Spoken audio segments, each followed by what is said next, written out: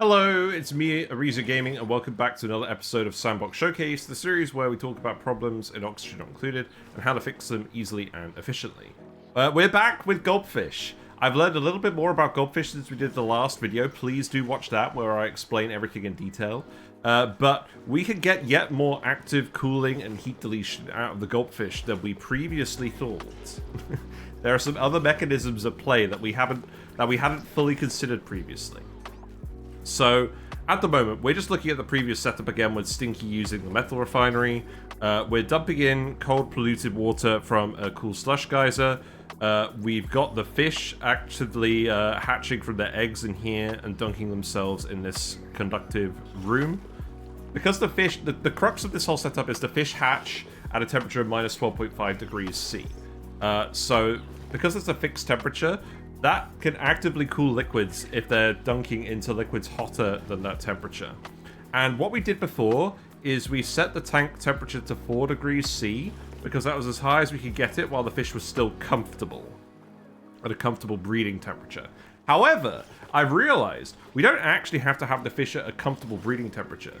We put in some water forts so that we could fit an extra fish into this tank. And that was more relevant for this setup over here where we had lots of small tanks. But we established this wasn't very efficient. This fish appears to have been trapped. Hilarious.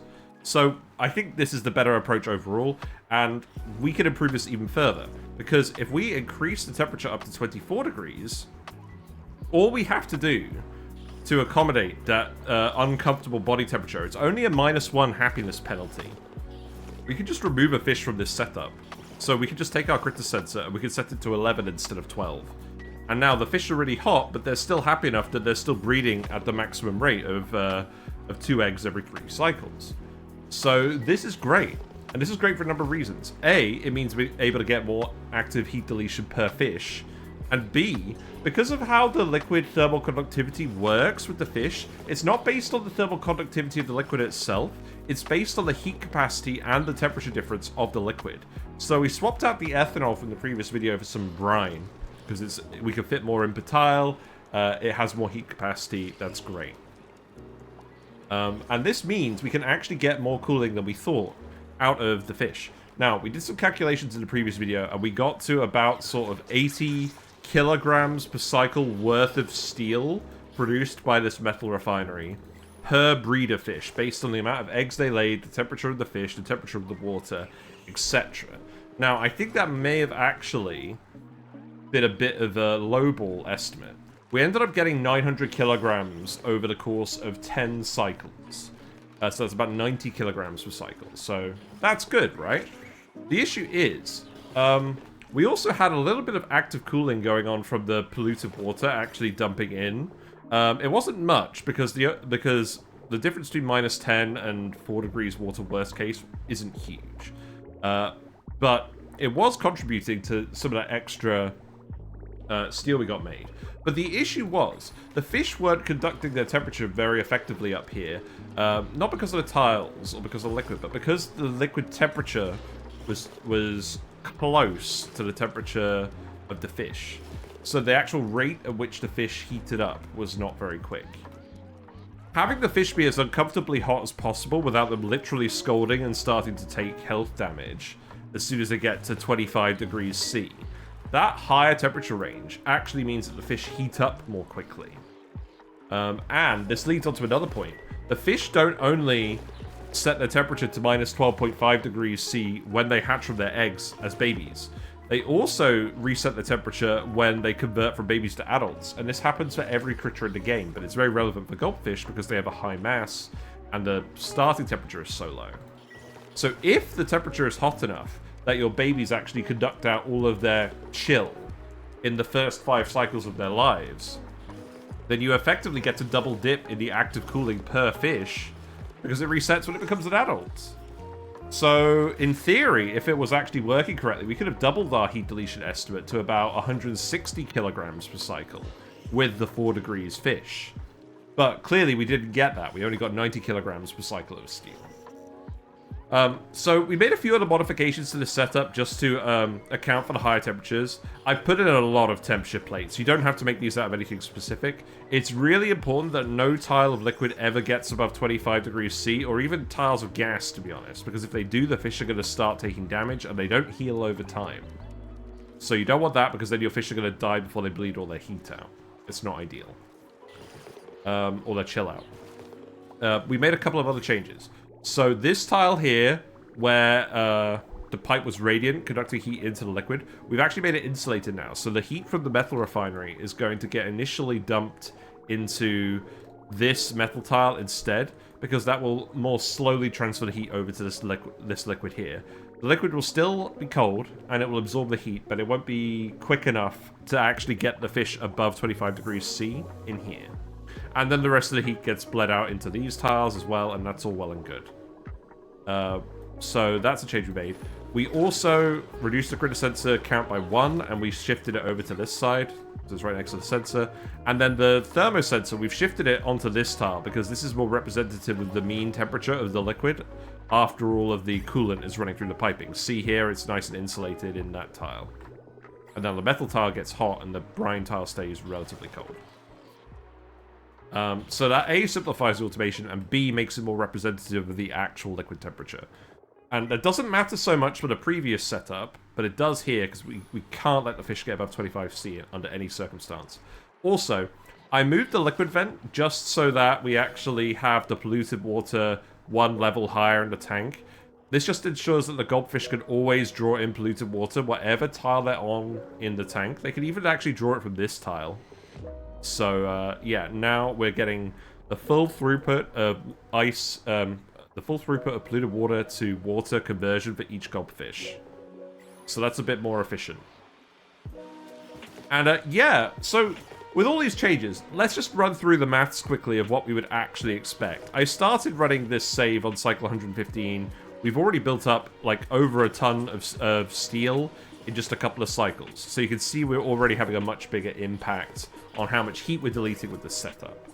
So if we calculate the heat that is being, the cooling that's occurring because the polluted water vent is erupting into here, and this water is rapidly heating up and absorbing the heat in the tank, we would expect that to be about 313 kDTUs per second of active cooling from the geyser. Because it's 2.2 kilograms per second per fish, and there's a 34 degrees C difference between the geyser water and the tank water, maximum. And this corresponds to about 200 kilograms per cycle of steel production on its own. But if we actually look at the gulpfish heat production, or the gulpfish heat deletion, one would initially expect it would be about double what we had last time. It's actually slightly less. The issue with having gulpfish in higher temperature water is their chance of laying extra gulpfish eggs doesn't increase. With the previous setup, the chance of laying gulpfish eggs continuously increases over time because the fish are being kept cold, and it approaches 100%. Now, even in this circumstance, it's not perfect, but if you have actively cooled fish, they will produce gulpfish eggs 100% of the time. In this case, their chance starts at 66%, but because they're always over the 5-degree temperature threshold, they never actually significantly decrease this chance. Apart from that brief phase where they turn into an adult and they're temporarily below that temperature. So, the summary is, we would expect 2/3 of our eggs from these guys to be gulpfish eggs and actively contribute to cooling, and we'd expect about 1/3 to be regular pacu or tropical pacu eggs that will just turn into omelets, and make sure that heat doesn't get into the system. So if we do that, we would actually expect to get a total heat deletion of about 15 kDTUs per second per breeder fish, i.e. 165 kDTUs per second for the whole tank. But because we're double dipping with the babies, and that's actually working efficiently with this setup, whereas it wasn't last time because we weren't conducting the heat out quickly enough because of the low temperature gradient.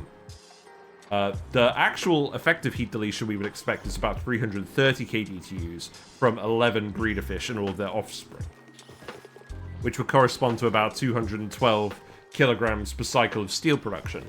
So all in all, it's about the same active cooling effect as dumping the cold polluted water in here.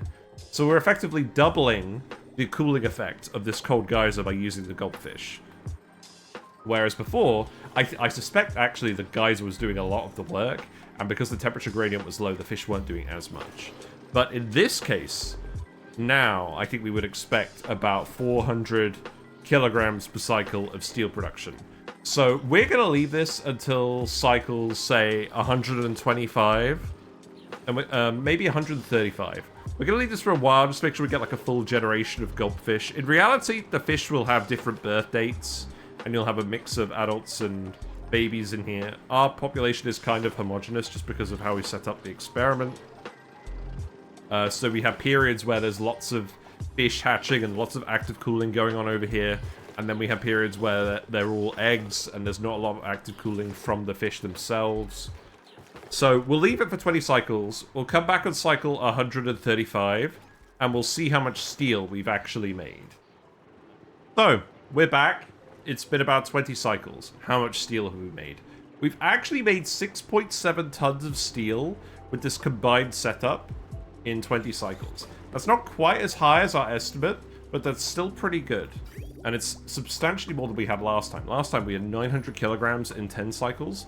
This time we have, and so that would have been 1.8 tons. This time we have 6.8 tons. So increasing the temperature of the Gulp fish tank, changing the liquid out here for a higher heat capacity liquid and more of it, has led to substantially increased conduction from the Gulp fish into the liquid, really increasing the efficiency of our production. And now, actually, 7 tons of steel over 20 cycles, that's a lot. That's enough to actually like properly get your base going. So this is really improving efficiency. You can see this guy is actually scalding a little bit because the air is very slightly hotter than 25 degrees. But once it gets in the liquid, it's nice and cold. One thing to note, this liquid does get a bit colder than the rest of the tank because it's only connected by the metal tile and we're not actively dumping heat into it like we are into the rest of the tank. So I think that's why we've got a little bit less than we estimated with our maths. But it's still pretty good, and we don't want these fish getting too hot because if they scald, they will die, and then we don't get the heat out of the fish, so... it's practicality. Like, I don't think you're ever going to reach the theoretical maximum cooling with these Gulp fish that I've been talking about, but you can get pretty close, and this system seems to get a lot closer to the theoretical maximum than it did when it was set to 4 degrees water. So I'm pretty happy with that. The one thing I will note with this, because you get less Gulp fish, you're going to end up with a lot more regular Pacu eggs that you're going to have for omelet production, which is fine. But yeah, that's what's going to happen with that. You're not going to have as many fish over here, which means you're not going to get as much Pacu fillets. So you'll probably also get more food overall with this setup than you would have over here. Now, I wouldn't have made this video if I just wanted to talk about this. This is a big increase in efficiency, but it's not the only increase in efficiency we're talking about.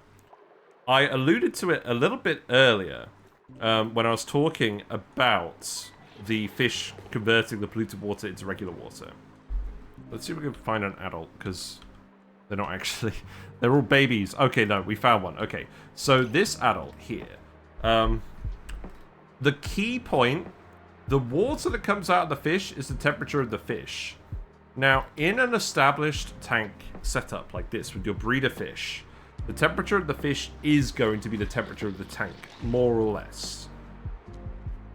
So you're not going to expect a significant amount of heat deletion from this. But when this guy hatches, when he's 5 cycles old and he immediately starts processing the liquid as an adult, he starts at minus 12.5 degrees C.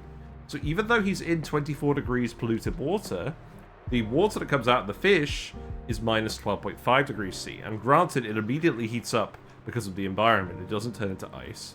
It just immediately heats up. But that conducts a lot of heat out of the area. It's actually 0.2 times 4.179 times, in this case, 36.5 degrees C. So that's a substantial amount of heat deletion, and it doesn't last because the fish conducts up the temperature pretty quickly.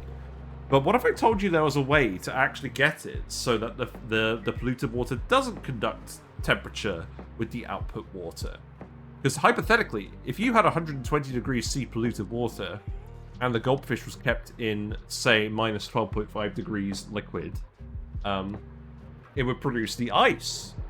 And if that top liquid wasn't conducting heat with the polluted water, it would stay as ice and you can drag it out with a conveyor loader. And then you'd be getting a gigantic amount of heat deletion. It'd be 0.2 times 4.179 times like 135-ish degrees C. And that means you would end up with 113 kd2s per second of active heat deletion per fish. And notably, if you set this up with all the excess fish, say over here, this wouldn't be per breeder fish. This would be per actual fish in the tank. And we have substantially more than 11 fish over here. Each fish lays about 13 eggs in its lifetime. So the actual multiplier in the amount of heat we can delete with this setup, it's an order of magnitude. You could delete all of the heat you would ever need if you could just get it so that your polluted water was hot and your gulpfish stayed cold. Now, how are we going to do that? Well, I have an idea. So, here's my idea of how we're actually going to allow the hot polluted water to get turned into cold ice by thermally isolating it. Essentially, what we're going to do, we're going to take all of the gulpfish eggs from this room. We've removed the loader here, and we've changed the automation setup here, so it's just filtering out the gulpfish eggs. They're going down onto a bridge, just via the shutoff, and then that's sending all of the gulpfish eggs over here, where they're going to get dumped into some oil. Now, because the fish can actually extract polluted water from these tiles, we're just going to have them swim around in the oil. And because we've got this layer of polluted oxygen between the polluted water and the oil, polluted oxygen is not very conductive. It's a gas, so it doesn't conduct very well with liquids. It's got a thermal conductivity of 0.024 and a relatively low specific heat capacity. So we can have the liquid here be really hot, even though the liquid up here is really cold. So now this actually lets us get the full mileage out of this behavior. We've got our metal refinery up here. We've set this up in the exact same pipe layout as the previous one. You don't have to do it exactly how it is with these bridges, but this is just how we've done it. We've got the crude oil coolant in here, because we want to make sure that we're heating up the polluted water past the point, or as close to the boiling point as possible. If we had polluted water coolant in here, it would just boil in the pipe before it ever got to that stage. So use crude oil or something along those lines to get that behavior going. But yeah, let's just get someone to come out here and have a look. Oh, we need to put a ladder in. We actually put some extra tiles in because when the fish are actually producing the ice, because it does turn out as ice, because this oil stays cold enough with the minus 12.5 degrees fish jumping into it, it does actually stay cold enough to get the ice. So because we're getting the vacuum tiles forming, you can get a lot of oil building up on one specific tile, and this can result in you actually just getting pressure damage. So we've triple walled all of the tiles that are in contact with this. The airflow tiles resist the pressure, so that's not overly relevant. But yeah, that's basically it. It's actually really straightforward. And all we have to do is actually just dump the fish in here, and you'll see what I mean. So we are dumping one pipe of polluted water in here continuously, by the way. You're also actually going to want to put a thermosensor in here to make sure you're not boiling all this liquid. So let's add that quickly. We'll just put that here, set this to centigrade till if it's below, say, I don't know, 120 degrees C. Turn this off. Yeah, you're at that temperature now, so you should shut off in a minute. Okay, there we go. So we're not actually going to boil the polluted water. That's good. So now we can actually test this with some wild fish. Let's just spawn one to start. So I put the show navigation mode on here. That fish is currently actually reaching the polluted water. And now it's sort of at the max throughput. And then that fish is going to fill up with the polluted water. Where is it? Is that in properties? No, it's down here, isn't it? Yeah. It's going to fill up with the polluted water. It's going to fill up with the water from its diet. And then it's going to excrete it as ice. And then it's going to come out here. So you can see, there we go. We've got one gulpfish's worth. When it does that, you will get the vacuum tile forming, so it will temporarily confine itself as the water converts straight into ice, because the water conducts heat with the other liquid very quickly, but not with the gas. That's what allows us to do this. And the ice is coming out at more or less the temperature of the fish. And yeah, you can see here the differential going on here. You got 120 degrees sea polluted water, you got minus 12.5 degrees water. Perfect. So the maths is kind of crazy. You can take the output of the fish, which is 0.2 kilograms per second. You can multiply it by the heat capacity of water, which is 4.179. And then you can multiply it by 135. And you're actually getting about 112 kDTUs per second of active heat deletion from this one gulp fish. And remember, each breeder will produce 12 babies in its lifetime. These guys are all currently babies, I think. But each breeder will produce 12 babies because they lay 2 eggs every 3 cycles. So each breeder is actually contributing about 1,300 kDTUs per second worth of active cooling. If you're dumping all of the excess guys in this little chamber instead of actually dumping them in the chamber here where they're just conducting with the tank. So, if you're still actively cooling this with your cold polluted water guys, you're still going to have some active cooling going on. It's going to keep the fish nice and cool. But instead of having your metal refinery up here running off of this, you can have your metal refinery running off of this. And again, like, we can spawn an absurd amount of fish in here. Like, we've got 11 breeders in here. You could have 100 fish in here. But we're not going to spawn in 100 fish. They'll just spawn in, like, a considerable number of fish. Because you are going to end up with a considerable number of fish. And they're going to form ice. And they're going to move around occasionally. But they will eventually spread out to cover the whole room anyways. So if we look at here, we've spawned 52 critters. So now, they are consuming over 10 kilograms per second of polluted water. They're consuming a whole pipe's worth of polluted water. This could be hot polluted water that you're actually bringing in from a hot polluted water vent. It doesn't matter at all, because this is all getting really hot.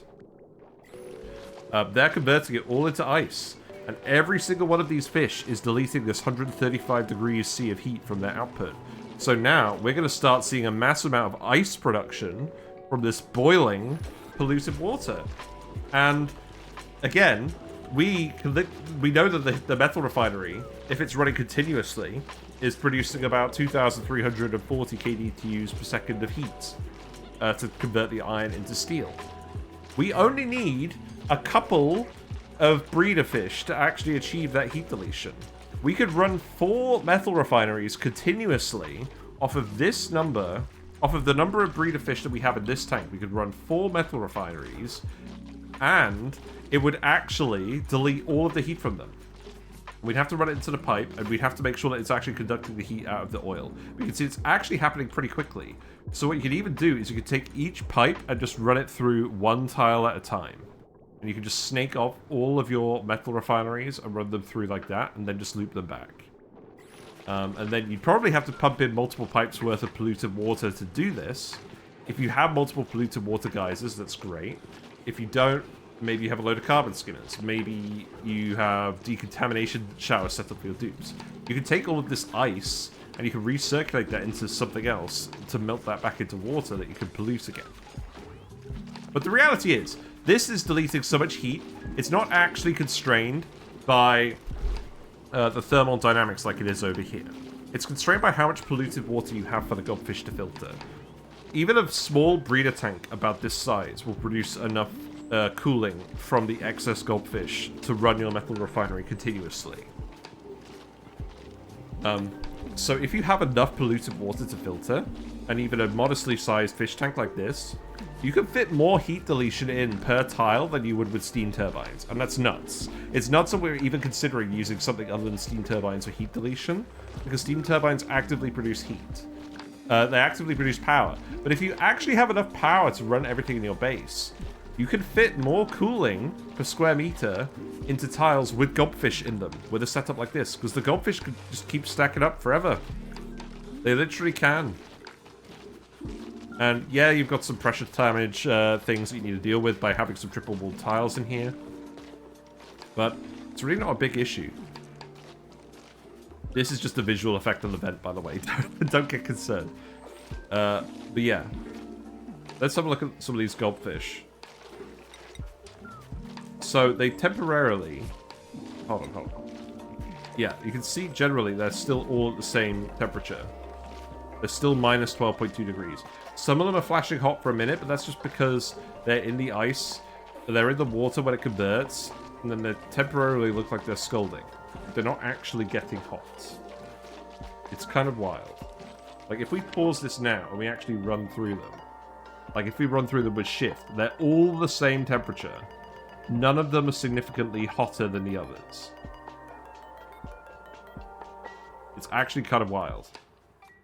Now, there's a couple of issues with this setup that I'm not really sure how best to solve, but the main one is, when you reload the game, if you catch the water sort of mid-freezing, like this tile of water here is at minus 11.8 degrees C, it can actually form an ice tile, even though the water doesn't normally tile up under the pressure that it comes out the goldfish. If you save and load, then you will have a little ice tile form, and you'll need to dig it out, and you may need to dig it out with robo miners. The issue is these liquid spots happen completely randomly. Like if we play it, and if we go into the actual liquid map mode, you can see they flick on and off very quickly. And sure, sometimes you might pause the game and it won't be there, but if you pause the game and it is there, it'll form a tile. So how do we actually get rid of these? Do we make the room larger? Do we position robo miners so that we can actually dig out the tiles if need be when we reload? Do we have the room just be accessible so that dupes can come in and dig out the tiles occasionally? I think if you actually open up the top here, you can have the liquid sort of sloshing around. Like if we just do this quickly. If we go in here and we just release these tiles, for instance, then that comes out there. We had a lot of hot, polluted oxygen in these tiles. So that's we'll transfer it over to here. That's broken it up nice and neatly.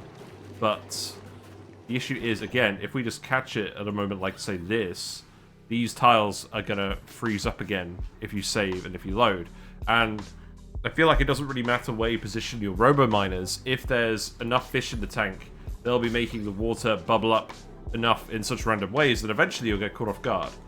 So perhaps you actually need to have this chamber be open access and have your duplicants come in here and dig it out occasionally if you're saving or loading the game.